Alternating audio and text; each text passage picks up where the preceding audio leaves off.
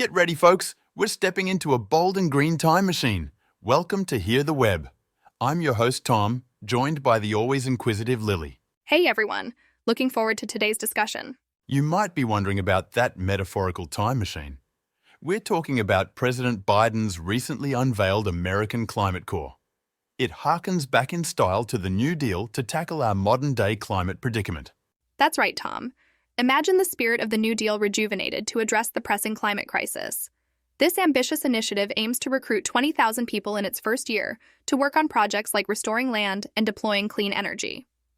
It's not just about climate change, though. Advisor Ali Zaidi revealed the program's broader objectives. Listen to this. We're opening up pathways to good-paying careers, lifetimes of being involved in the work of making our communities more fair, more sustainable, more resilient. Fantastic objectives indeed, which run parallel to the fight against climate change. Let's also not forget participants get paid, and most positions won't require previous experience. Additionally, the Biden administration proposes to streamline participants' entry into federal public service following their tenure. So you're telling me there's potential job security as well, Lily?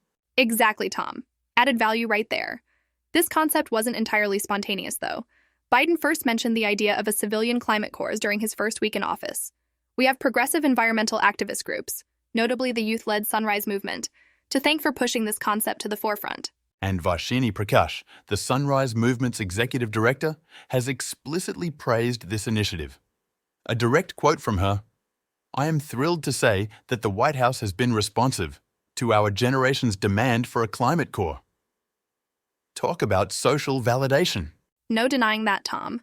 Notably, Biden's climate pursuits haven't always been so well received. Critics have questioned his commitment, especially after the approval of a large-scale drilling project, the Willow Project in northern Alaska. A significant contradiction considering his campaign pledge to cease all new drilling on federal lands, correct? Absolutely, Tom. But he seems to have swayed public opinion by banning federal drilling on millions of acres of federal property. A strategic move towards regaining favor among young, climate-conscious voters. But then comes the question of scale and funding. True, Tom. The Climate Corps is admittedly more modest than anticipated. Key figures like Repuser Alexandria Ocasio-Cortez and Sen Ed Markey advocated for more funding, but it didn't materialize. This makes the program smaller in scope than the Civilian Conservation Corps, its New Deal-era predecessor. Just to give a sense of that scale, the Civilian Conservation Corps, over its 10-year span during the New Deal era, employed millions to restore public lands and build infrastructure for national parks. That's a tough act to follow, Tom.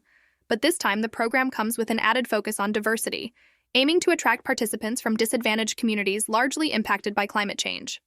A significant shift from the original Conservation Corps, which primarily hired young white men. It's clear that the American Climate Corps is not just an echo of the past, but represents a conscious effort to revise and improve upon those historical initiatives. Well summarized, Tom. This new Climate Corps seeks broader, more inclusive goals beyond tackling the climate crisis. It aims to empower individuals, drive career growth, and back underprivileged communities.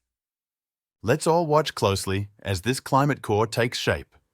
It's an investment not only in our environment, but in our people and our future. Thanks for joining us on Hear the Web. Until next time, don't just listen, enact change.